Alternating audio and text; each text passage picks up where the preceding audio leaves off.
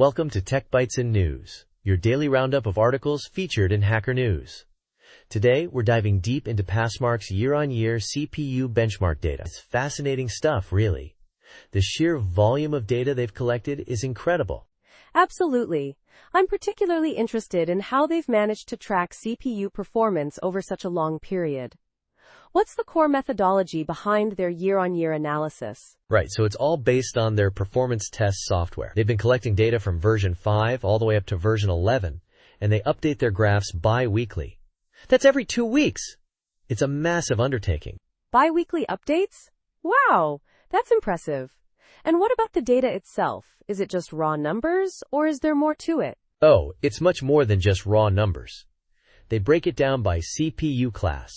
High-end, mid-range, low-end, and even show best value options. They also have separate charts for single-thread performance, which is crucial for many applications. I see, so they're not just looking at overall performance, but also at specific aspects like single-threaded performance. That's a really smart approach.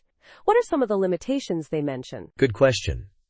They acknowledge that the data is heavily weighted towards Windows users, especially in the earlier years because performance tests primarily ran on Windows. Also, before 2021, they only included x86 processors, excluding ARM architectures. They've addressed this in more recent updates, though.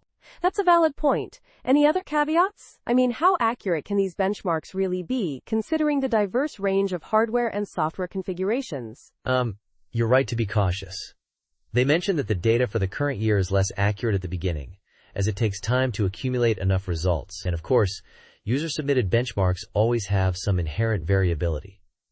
But overall, the sheer scale of their data makes it a pretty robust resource.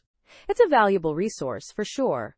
I'm impressed by their transparency in highlighting the limitations. It adds to the credibility of their work. What about the future?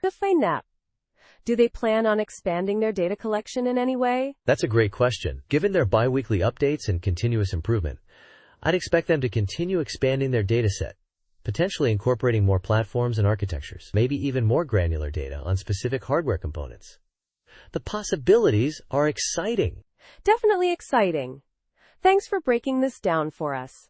This has been a really insightful look into Passmark's CPU benchmark data. My pleasure. And that's all the time we have for today's Tech Bytes and News. Thanks for listening, and we'll catch you next time. Bye! Bye-bye.